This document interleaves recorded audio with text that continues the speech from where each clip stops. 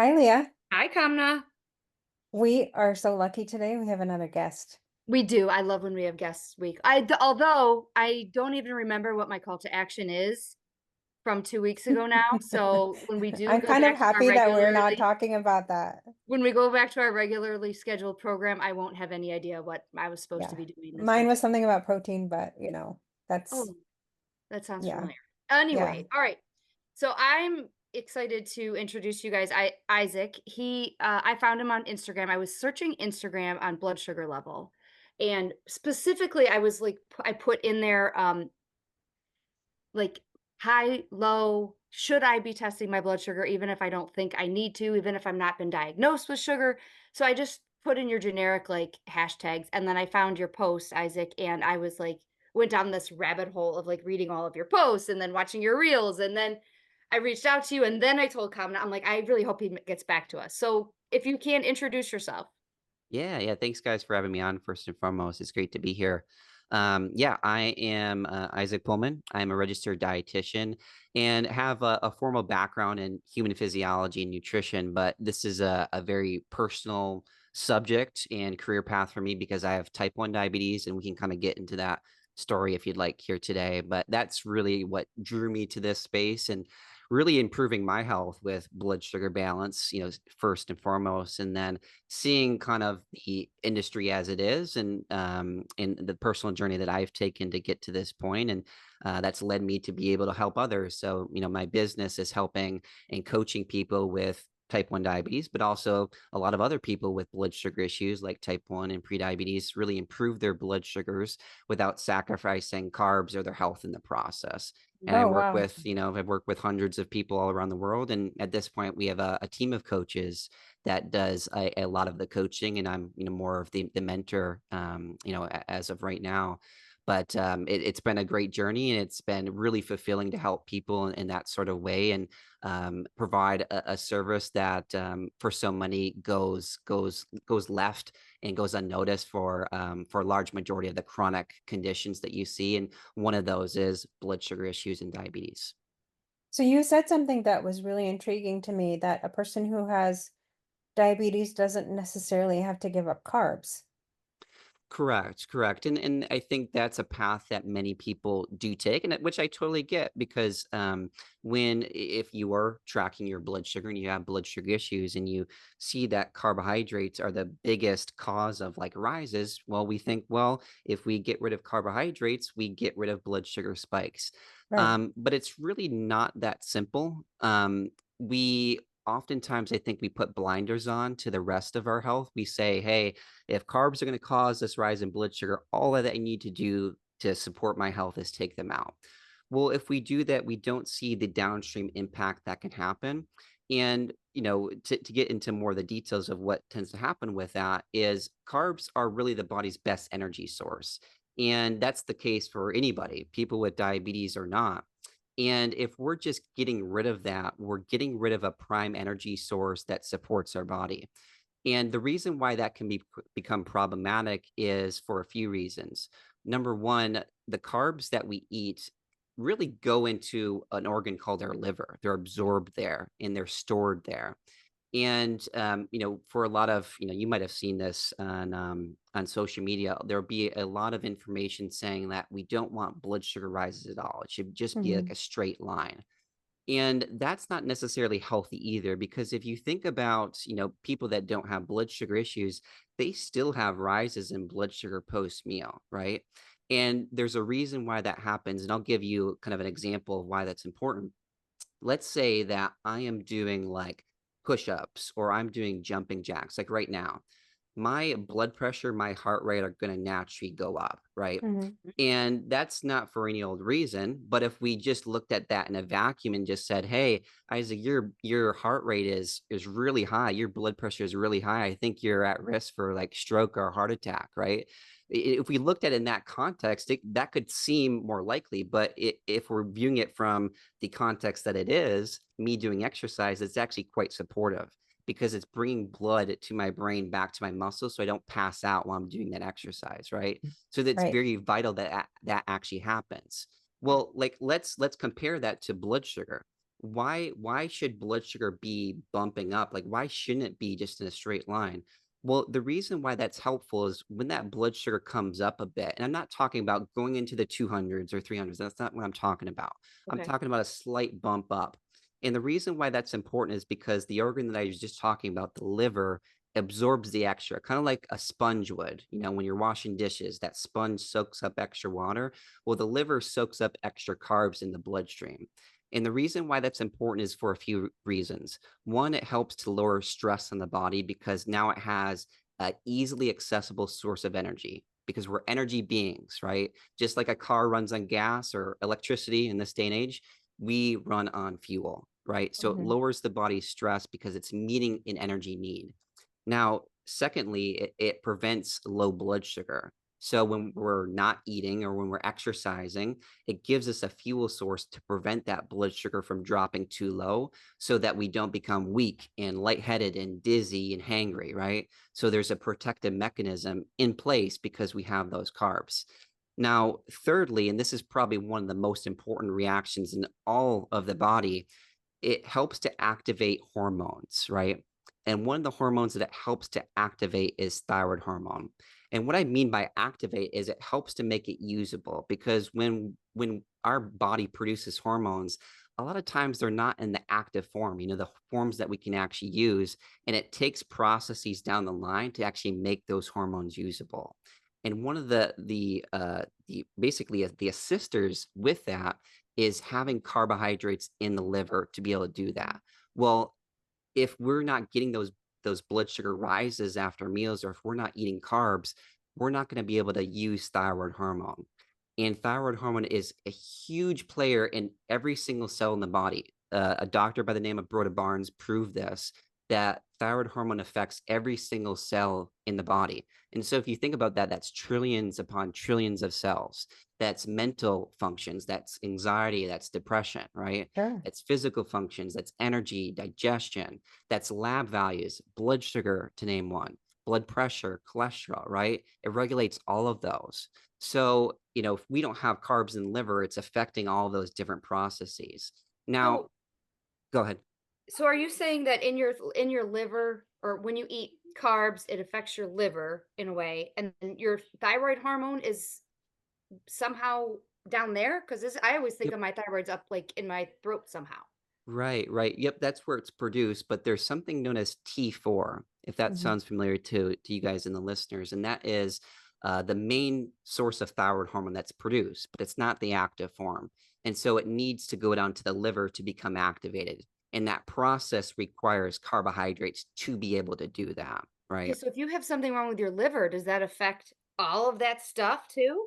Yep, for sure. So Um, if you see people that have cirrhosis, right, or yeah. hepatitis, they'll have problems with those sorts of things, among other things as well, which is, you know, crazy because the liver, you know, now becomes this super important organ. And Yeah. that's the thing with people with diabetes or blood sugar issues, you know, they are the exact people that have the least amount of stores of carbs in their liver, right? And so if we're going super low carb or we're saying we need that straight line of blood sugar, we're basically feeding right into that process of having low carbs in the liver and therefore affecting our like hormonal profile of our body, essentially. Wow. So I have already so many questions, but I want to backtrack a little bit. What is a normal sugar range for a person on an average day? Good idea. Yep, yep. So it just depends on, you know, the starting place and then the context of the day. So let's just give a few examples. So for morning or before you eat, ideally that should be between 70 and 99, right? And that's Okay. American values. You know, for like Canada or some of my international clients, like in the UK and Australia, basically take that number and divide it by 18, and then you'll get the value that you need. And that would be millimoles per liter for them. For us, it's milligrams per deciliter. So Okay. 70 to 99. And then if you're going to measure post meal, I'd recommend doing it 2 hours afterwards. And Okay. ideally, for people without diabetes, you want that less than 140. Mm. Okay. So if it before we get into the definition of diabetes, if you're at like a 200, or 250, is that in a danger zone? Potentially, it could be high, but I've seen people without diabetes reach that as well. And I think we need to understand the context, and this is a huge thing too. I think so many people think about diabetes or blood sugar as just being, oh, you ate too many carbs, or you eat too much sugar, or you're living on fast food, or you're lazy. And that couldn't be further from the case. Like 99% of the people that I work with, that description does not fit them at all. Right. And there's so many other inputs to blood sugar than just carbs and sugar. In fact, nutrition, in my experience, isn't the most important for most people. It actually is Oh, things like, stress, for example. Stress is one of the biggest pieces that results in that level of rise for people, because I've seen someone after a really stressful event spike to like 250, as you said, and they really weren't over consuming carbs at that point. It was the okay. stress that prevents hormones like insulin, and insulin is a hormone that helps to keep our blood sugar from spiking. Hmm. Stress hormones prevent that from working, right? So it's a huge piece. And I could go all day on stress, but Yeah. the reason why it's so impactful is because of that. It inactivates hormones like insulin, which help to keep our blood sugar in range. Sure. But what it So also does is stress inactivates? yep, yep, or prohibits, or Yeah. hinders the ability to work. Yep. Wow. Did you know that, kinda? I did a little bit. I It had no connected some idea. dots for me because of a personal situation we had where a person I knew, their sugar went to 300, and that number is very scary, but I think it's because of a stressful event that happened. Mhm. Um, so I think the people around me weren't that worried, but I was like, "Oh my God, it's 300. That's awful." But Yeah. that makes a lot of sense. Wow, okay. Yeah. Um, So Yep. let's go really, really to the basics. You're a type 1 diabetic. What is the difference between that and a type 2? Yep, I'll give it to you very basically here. So, type 1 is a lack of insulin. So, insulin is the hormone that helps to keep our blood sugar from going sky high, helps to Hmm. keep our blood sugar within a healthy range. And so, for people with type 1, they don't have enough of that production of insulin. And that is because it is an autoimmune condition, which means the immune system takes out cells within the pancreas that produce that insulin, and therefore we don't have enough to work with. And okay. that's why for people like myself, we have to supplement with that in addition to working on things from a nutrition and lifestyle perspective. So type 1 diabetes means lack of insulin, which, results in that blood sugar from coming up. Now, in comparison, someone with type 2 diabetes, it's the exact opposite. They are actually overproducing insulin. And because they're overproducing it, what ends up happening, and this is the easiest way that I have to explain it. Imagine like there is a lock and key, and you use that key over and over, like thousands of times. And that Hmm. key kind of becomes distorted. It becomes like curved. And all of a sudden, it doesn't fit anymore. And that's basically what happens with insulin. There's so much insulin there, the cells are no longer accepting of it, right? And as a result, blood sugar starts to creep up. It's not as extreme as someone with type 1 where they lose all insulin, but it does creep up and it does get higher and higher until you hit something like type 2 diabetes. So type 2 is not a lack of insulin, it's too much, which is Okay. ultimately making your body use it. It hinders your body's ability to use it, and therefore your blood sugar comes up as well. So the end result is the same, but the way that you get there is different. Okay. And what age were you diagnosed at? Yeah, so it actually didn't happen until early on in my grad school life. So I was Oh, around 23. And same thing from my grandma. She was about 18 when she was diagnosed with type 1. Typically, you'll find it early in life. Like I've worked with clients that have it at 2 years old, 3 years hmm, old, 4 years old. A lot of times you'll see it when hormones change to around puberty for some okay. kids, Okay. teenage years. What I've seen more often though now over the nearly decade that I've been working in coaching is I'll see it in like 30-year-olds, 50-year-olds, 60-year-olds that have lived the majority of their life without type 1 diabetes, and all of a sudden, now they're diagnosed. So you do see So that a lot. how does Wow. that get triggered as an adult? Because I Yeah. thought you're born with that. Yeah. It's really interesting to kind of learn the pathways, and I think it's still quite a mystery for the research that I've read and even just the people that I talk to. But the commonality that I tend to see is some sort of trauma uh, Okay. before someone is diagnosed. So, for example, for someone like me, and I'm not trying to say that this was the only factor, but it is certainly a factor. And like with most research studies, they'll say, well, we think this is a part of it. Um, what ended up happening for me, I was in my second year at the University of Michigan, and I woke up one day in April. It would have been 2017 at that point, and just with like a really really full bladder. And I don't know if you guys have ever experienced that, where you've had to like pee for so long and you've had to hold it in for like hours, and it's like painful. Yeah. And that was kind of my experience. I was like, wow, that's really weird. I normally don't have to do that in the morning, but hey, maybe it's just a weird night.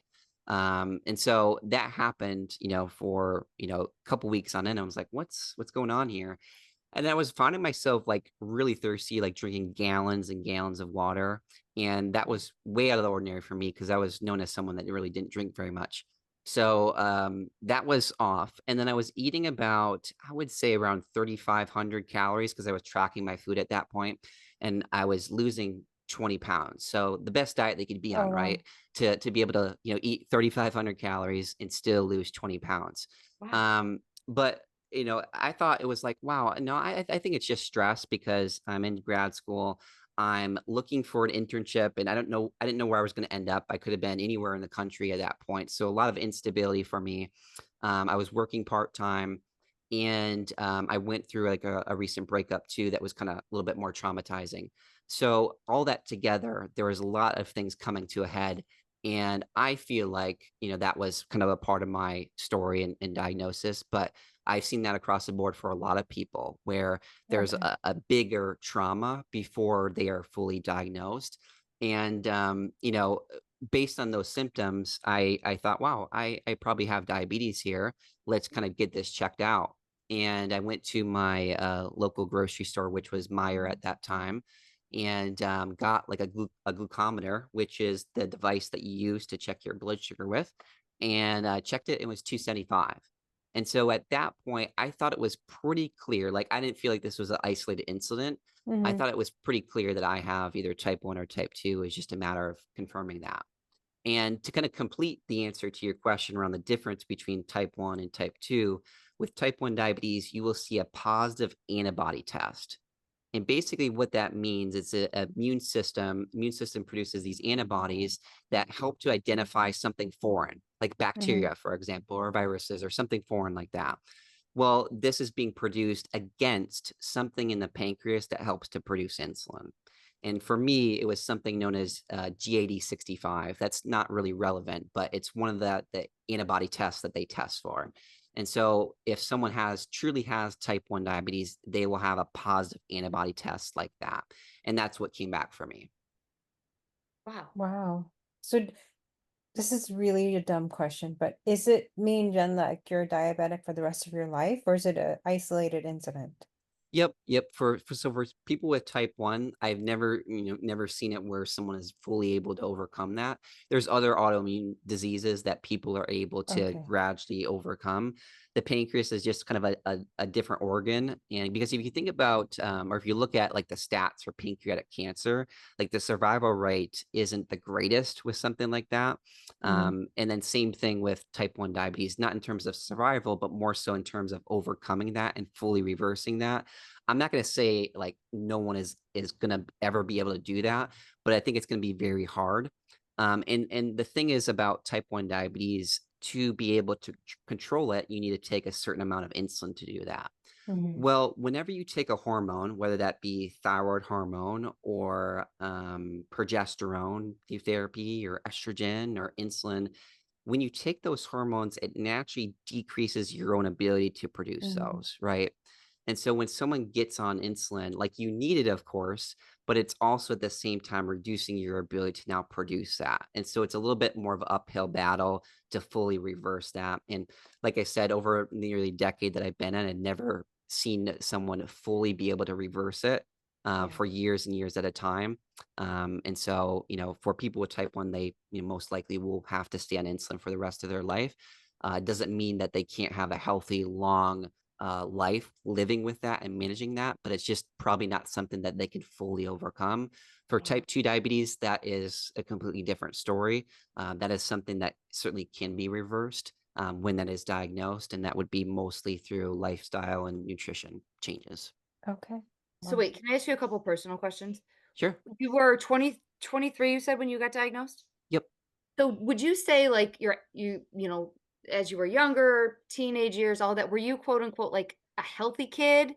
Like, did you exercise, or were you like, because I'm thinking of like my kids are right now are both going to be in high school this year. And Yeah. I mean, I don't think they eat garbage. They're definitely not active as like a sports player or anything. Like, Yeah. were you doing I guess what my question is, were you doing the things that would prevent you from it coming out sooner?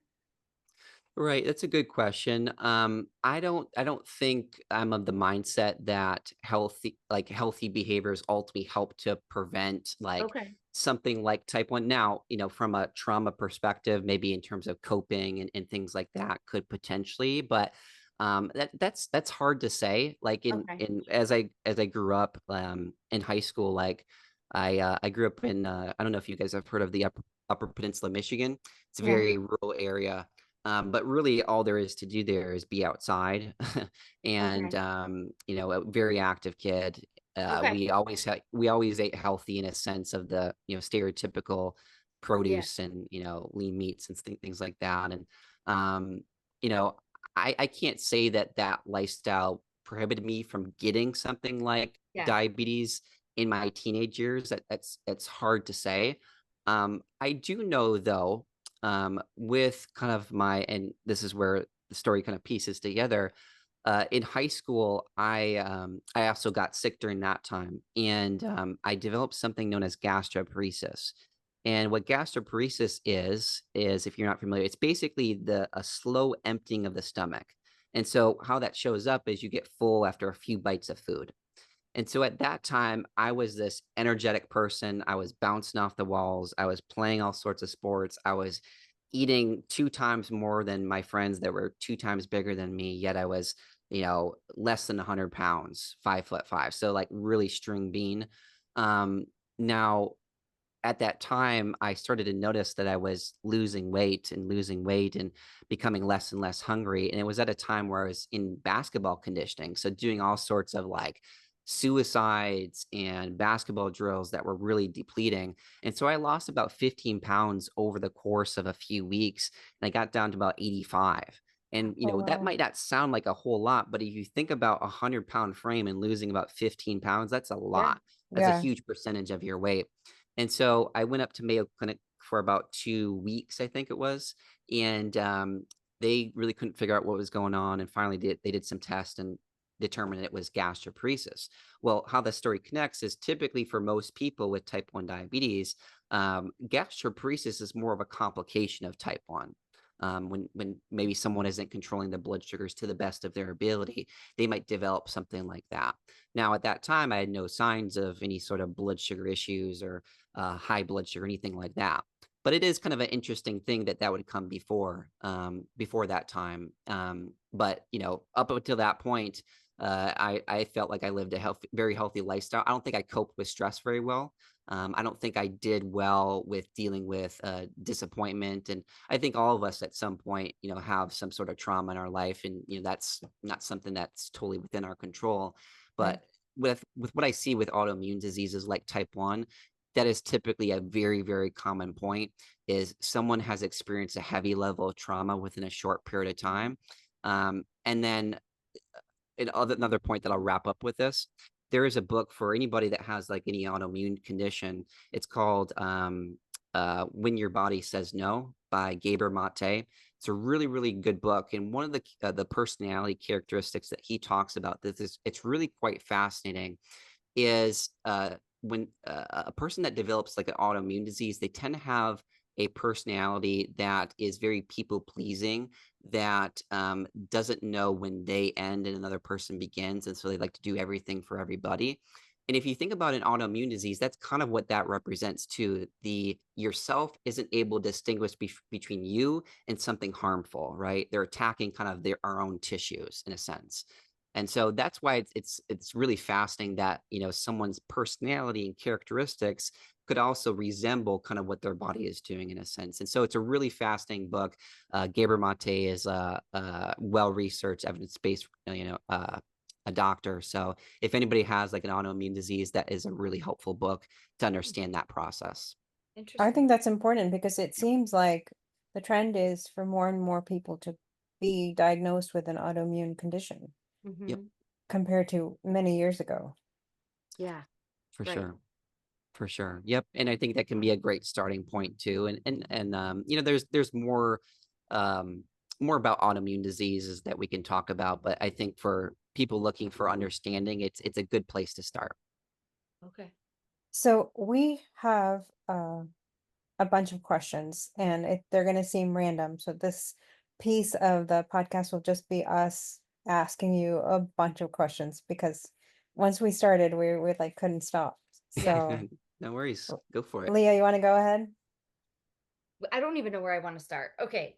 Um, where should we start? All right, let me just say for exactly this. Like, is I'm just gonna throw this number out. Is like a 5 carb count of an apple the same carb count as like a donut?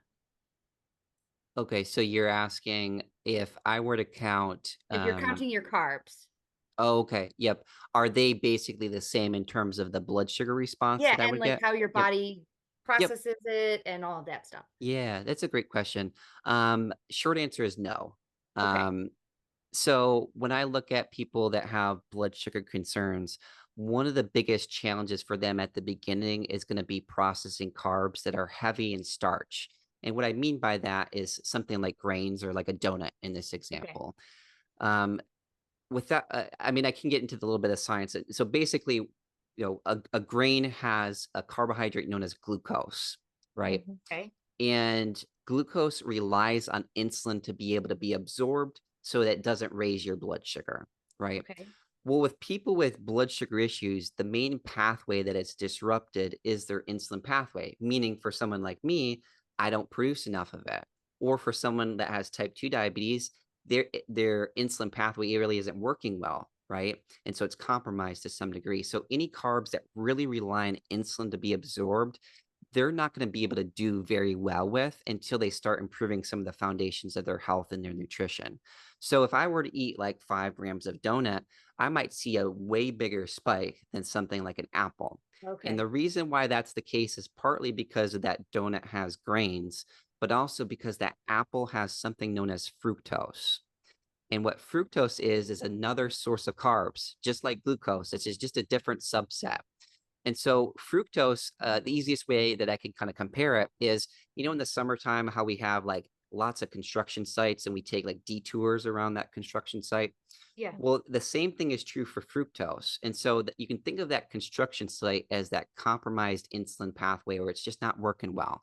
And so we need to go around it. And that's what fructose does. It goes directly around it and is absorbed right to the liver. So it doesn't produce that huge rise in blood sugar. And so for many people, that's why they do better with things like fruits and squash and maybe things like sweet potatoes because they have that different subset of carbs that they can actually absorb better.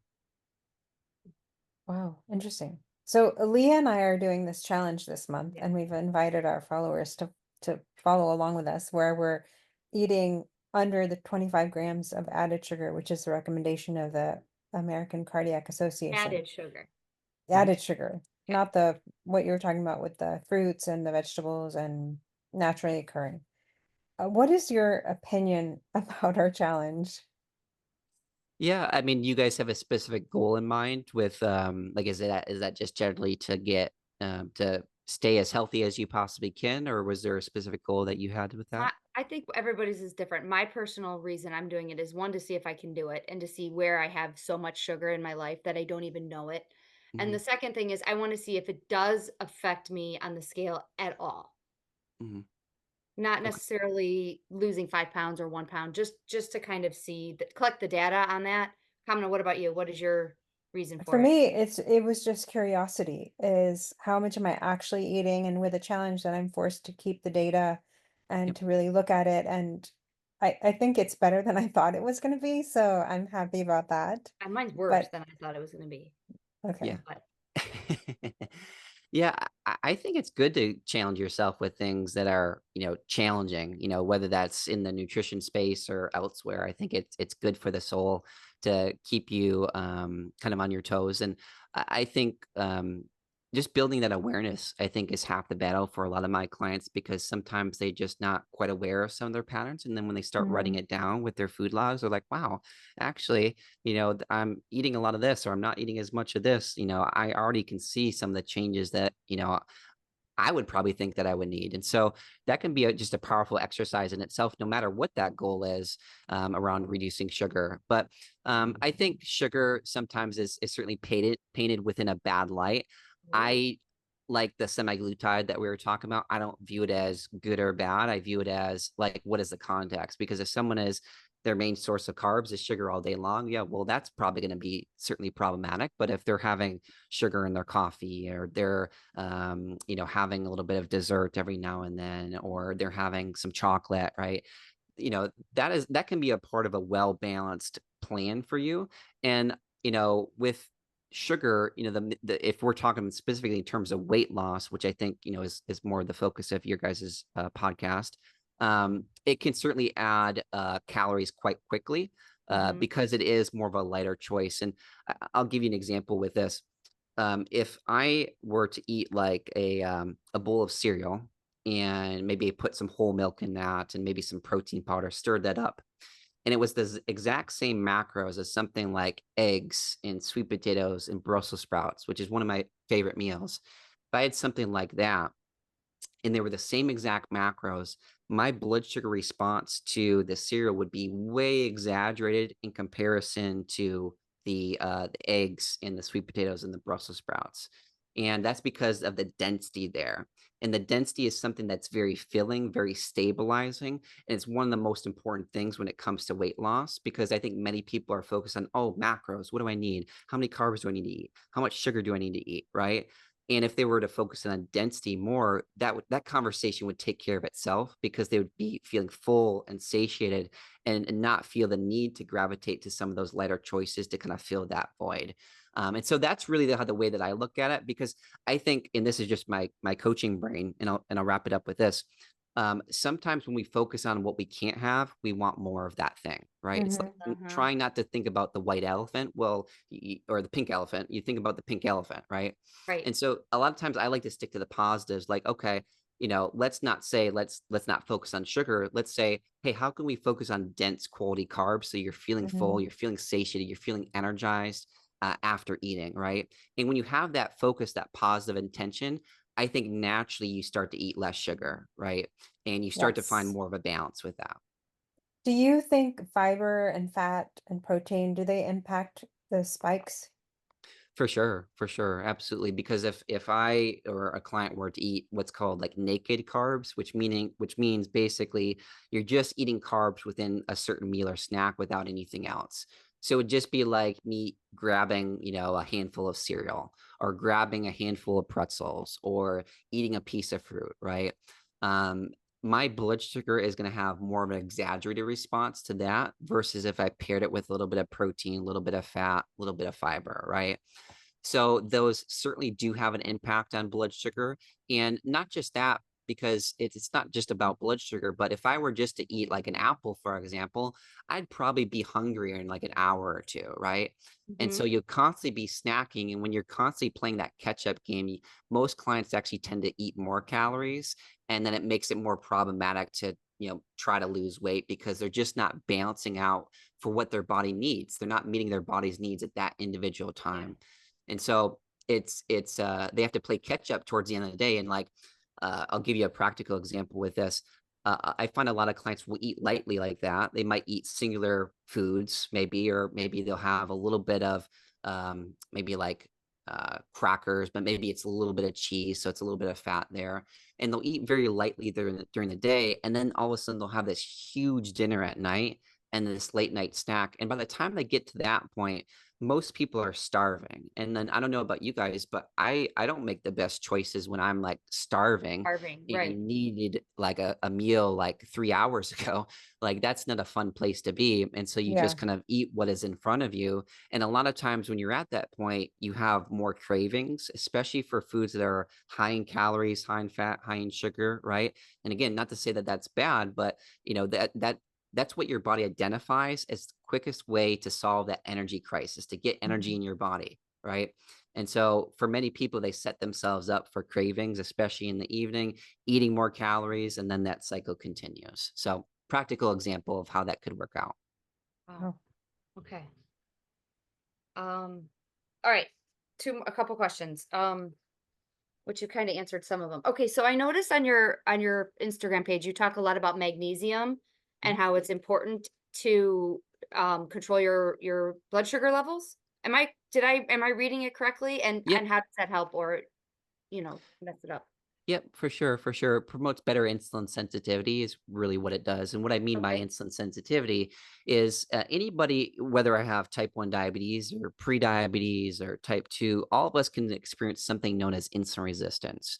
And it goes back to kind of that example with the lock and key that we talked about. That's basically what insulin resistance represents is, before that lock and key worked just fine. We were able to turn the key worked great. It was smooth, but now all of a sudden that key is turned, it's like tilted, and it doesn't really go into that lock quite well. And that's really what insulin resistance really is. It's we have the insulin available, it's there, but it's just not working very well. The cells aren't utilizing it. And with something like magnesium, that helps the cells become more insulin sensitive. So it kind of, if we're using that key example, it helps to shape the key back to where it originally belongs, right? It mhm. lowers inflammation on the body. And the thing that's interesting about this is that people under high amounts of stress will burn through that magnesium a lot quicker, right? And so we talked about how stress burns through nutrients. Well, magnesium is one of the biggest ones. And so if we're losing out on magnesium, we're losing one of the biggest sources of nutrients that helps us keep our blood sugar within a good spot, right? And that's why for many people, I think the first go-to will be like, well, what magnesium supplement do I take? And I think that can be fine. For some people, that can be helpful. But the way that I look at it is kind of like a bucket. So if we talked about health and blood sugar, we made the goal of improving our blood sugar, improving our health by filling up this bucket of water. Like that, let improving health be that the goal is to improve to basically fill this bucket of water up with water, right? And let's just say that this bucket of water has holes in it, all throughout. And every time we try to fill this bucket up with water, it leaks out, right? Leaks out the bottom. That's not very productive. But if we were able to plug those individual holes within that bucket, fill up that bucket of water, then we have something. We're able to hold that bucket's able to actually hold on to water. And basically, what that represents is the bucket is our health. The holes are stressors in our lives that we're not really coping with quite well. And that water is the nutrients that we're either eating or supplementing with. And so we could be, eating all the great good foods that we want, taking all the right supplements, but if our body isn't able to hold on to that because we're so stressed in our lives, well, ultimately it's not going to do us a great service.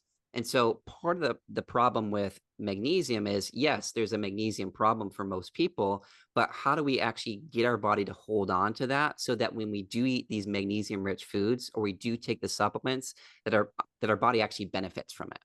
Yeah. How does a person know if they're Mhm. resistant? That's a good question. I think for most people, they may not know at the beginning. It really depends on the person and their background. And I'll give you a few examples of that. For those that aren't quite aware of it, they might not quite be bodily aware because for most people that I work with, they are quite stressed and they are focused on a lot of different things at the time. They're wearing a lot of different hats, and what comes with that is sometimes things that fall by the wayside. One of those can be sometimes body awareness or how they're feeling in any given moment, and so that can certainly be the case. But how you would know for sure is by getting a blood test, one fasting insulin for sure, and then another fasting blood sugar. And so Okay. by those values, you could tell. And if you, the way that you would know is like if your fasting insulin is basically out of range or is, really high, like, and I consider high to be, anything significantly above 7 in US units. If they are specifically or really significantly higher than 7, that tells us that their body is really, really reliant on insulin to manage their blood sugar. And if they are like that, well, ultimately, there's a lot of foundations missing that would be helpful for them to kind of keep that blood sugar in balance without utilizing insulin. Because that's the thing. Insulin is a part of managing blood sugar, but it's not the only factor. And Hmm. if we make it the only factor, that's when we run into insulin resistance. We're either injecting a lot of it, like myself would be, or we're producing a lot of it and then it becomes less and less effective than the more that we're injecting or the more that we're creating, right? So that's where it becomes, hey, how do we create more structure, more foundations with our nutrition, with our lifestyle, so that we're controlling our blood sugar to the best of our ability with the habits and we're in the routines that we're creating, versus forcing our body to have to use a bunch of insulin to do that. Wow. So deep. So deep. Yeah. Okay. I have a couple more. Let's say somebody wants to have good readings at the doctor Mhm. and they do like a sugar detox or a sugar cleanse before they get their blood work done. How skewed does that make our blood work, and or does it, like, if the doctor's like, "Oh, you're doing great. I'll take you off your medicine." Does that affect us? And on Mhm. the reverse of that, like, what happens if I accidentally eat a donut the day I go get my blood work done because I forgot that they might order that. Like, Yeah. can you, yeah. Yeah, so you're asking like what happens like if you were to have a snack before that blood sugar is checked Yeah, initially? or Yeah. and or the opposite of, like, if I do a detox before I go get my blood sugars, Okay. you know? Yeah. Yeah, and I guess maybe with a detox, you're referring to like how most people might do that, where it's like maybe a little bit of fasting or a little bit of juicing Hmm. or Yeah, okay, right. okay, okay. Yeah, I think if you're checking post meal, it'll naturally be a little bit higher for sure, and Okay. that's normal. I think some people freak out because of that, but really, if we go back to our conversation around fluctuations in hormones, the body is dynamic, and I think that's one of the most misunderstood things, that nothing should be a straight line or a flat line. Like, it reminds me of those soap operas that have like the flat line heart rate monitor. Like you're dead. Yeah, It's not dynamic. So I think if it's post meal and you're measuring, it's going to be higher, and just have yeah, that expectation that it will be. If it's weight out of range, like if it's above 140, then maybe it's a slightly different conversation, and there gotcha. probably some blood sugar issues there.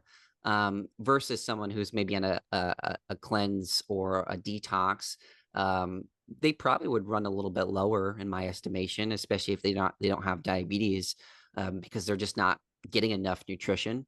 And for a lot of people, the way that their blood sugar stays somewhat high through that process is through the creation of our own energy, Mhm. through kind of the process that we talked about with the carbs in the liver and things like that. But I won't go into those details. I would estimate it probably be a little bit lower. But Um, not make a significant difference if you have, yeah, because at the end of the day, we have backup systems, and that's the great thing about our body. Because if we didn't, we'd be dead if we didn't eat yeah, within a timely manner. And those backup systems are really stress hormones, and everybody talks about those as being bad things, but they're really supportive because they keep our blood sugar up when we're not eating. The problem becomes into play when we're really relying on that pathway to stay upright in a sense, and that's what many people are doing. And I also know that I didn't touch on one of the things that you guys mentioned around symptoms of that. Well, there certainly are symptoms as a person progresses through like higher or lower blood sugars. For those that are on the lower end, they might feel more shaky, more lightheaded, dizzy. For some people, even going through a detox, they might experience that because they're just having low blood sugar. They're not getting the nourishment that their body needs. So they might feel something like that. For high blood sugar, it's more sleepy. Maybe you guys have seen this before, but have you ever had like like that afternoon period where Mm-hmm. like 2 to Mhm. 4, you're feeling really sluggish, tired, kind of crashing a little bit. Yeah. It's kind of like that feeling, except after every meal, and it might be a little bit more exaggerated, where you're just sleepy and tired and dragging, right? That's kind of what high blood sugar is. At its extreme, you might see more frequent urination. You might see really strong thirst, for example. You might have headaches. You might have skin tags. For a lot of people, they'll gain weight, especially in the center of their body, for example, if they really have a lot of insulin resistance. So those are some of the symptoms, but I wanted to make sure I touched on that for you guys Yeah. too. Mm. If a person is diagnosed as pre-diabetic, are there things they can do to make sure that they don't transition into being a diabetic? Yeah, for sure. Absolutely. I think it's a prime time to work on it because it's I view prediabetes as more so a warning sign, or like maybe on your car, like a warning light, like, hey, you need to change your oil Mhm. in your engine, or Yeah. you need to get more gas, right? It's just a signal that something is off. And so they can absolutely do things. And I think most people try to start with nutrition. And if you're really, really looking at the basics, like if you're one that's just really over consuming carbs and sugar and living on fast food and drinking a lot of soda, yet maybe carbs are maybe the first thing to look at. For a lot of my clients, though, they're already kind of eating somewhat healthy. And so it's not to say that nutrition is not important for them, because it absolutely is, and there will be adjustments that will be needed. But what I kind of tend to look at first is what that person's life is like. Because for many people that we work with, they are stressed out to the max. They're homeschooling their kids. They are prepping their kids' breakfasts and lunches and taking care of their partner and working full time. And they have all these different hats on their plate. And what was at the wayside oftentimes is time for themselves and cooking meals for themselves and having things that they look forward to and enjoy in their life. And a lot of times that has nothing to do with like Oh, stereotypically diabetes, but it absolutely does, because Mhm. if you think about it, that is stress in itself. And if we don't have ways of coping with that, well, it's going to continue to impact our blood sugar levels and lead from prediabetes to type 2, so right? stress is just as a big contributor in our blood sugar levels as food, it sounds like. Oh yeah, for sure. And many times I see it even more of Really? an impact. And so there'll be things like that we'll look at. There'll also be things like sunlight that we'll look at as well, because sunlight is really something that turns on our body's metabolism to be able to have carbs without it causing weight gain or without it causing blood sugar issues, right? So it's a Wow. huge, huge piece. But if you think about it, like how we live our lives today, there's a lot of phones, there's a lot of bright LED lights, there's a lot of computer screens, there's a lot of TVs, right? And that is what it's called a source of blue light. And Yeah. so if I were to compare sunlight to blue light from those devices, it's kind of like looking at eating a plate full of sweet potatoes versus eating a plate full of sugar, right? They might contain the same exact macronutrients, same exact carbs, but they're going to have very different responses within the body, right? Mhm. Same thing with sunlight versus blue light. They're both sources of light, but there's one that's probably going to be a little bit more supportive than the other, and that's going to be the sun. And so what does that practically look like? Well, I have clients just go out before they start flipping on lights, before they jump on their phone, their computer, their TV. I have them just go outside and get some light on their face. Because what that does, that light goes into their eyes and it helps to stimulate the exact hormones that dictate blood sugar control, right? Mhm. So it's huge. It's absolutely huge, and it's one of the most underrated pieces that I see, because most people think it's just about, nutrition, and again, it's a big piece, but if they don't have these other pieces in place, they're going to probably have to continue to restrict and restrict and restrict carbs to be able to keep their blood sugar within a decent spot. Wow. Versus if they focus on these other pieces, they probably don't have to be as restrictive with their nutrition. They can be a little bit more balanced. They can have more carbs and not have it impact their weight or their blood sugar. Yeah. I've so much to digest in my brain right now, but so where can we find So, your Yeah, you can find it on my website. It's just book B0 or BOOK dot isaacpohlman.com. You can Okay. find it there. Or you okay. can message me on Instagram and I'll send you over the link to get access to that. Okay. Kamna, did you have more? Well, I was just gonna sum up what I understood of what you said, because I know it's not as simple as I'm trying to understand it. Is if we focus on our sleep, our stress, getting sunlight, and getting a well balanced diet, in terms of preventing possibly to become a type 2, because type 1 we don't know, but Mm. type 2 diabetic, is that in a nut I know it's not that simplistic, but in a nutshell, is that For about sure. right? For sure. Those are the big variables I focus in on is I focus in on, helping clients get some light in the morning, especially or throughout the day. Create pockets of time to support their stress and be able to cope with that because stress, we can't get rid of it, but we can Mhm. improve our body's ability to cope with it a little bit better. And Okay. that's the essential nature of it. Hans Selye was a researcher in stress and really founded that term. And he said, it's not the stress that kills us, it's our reaction to it. And so, how Oh. can we cope with that better? And so, for many people, it's how can they create space for themselves throughout the day to be able to do that? So, that's a huge thing. Sleep, absolutely. Is it more of they can't sleep and they need to work on the structure of their day to be able to do that? Or is it sleep hygiene? For a lot of my clients, they have what's called revenge bedtime, where they Mhm, don't get those pockets of time throughout the day.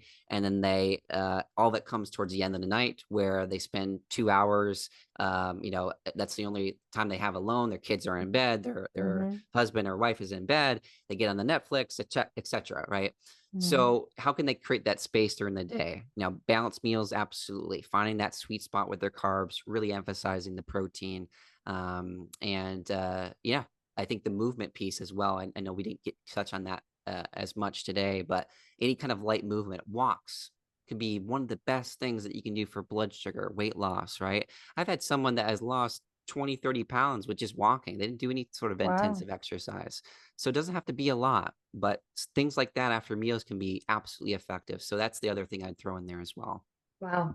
You are a wealth of information, and I just have more questions. I I don't know. even know where to stop because I just have more and more. Uh, oh, But Well, thank great. you so much for so your time much. today. I know Yeah. we have kept you a long time, but it's been very valuable. So Yeah. Thanks for Thank having you. me on, guys. Really appreciate it. Thank you.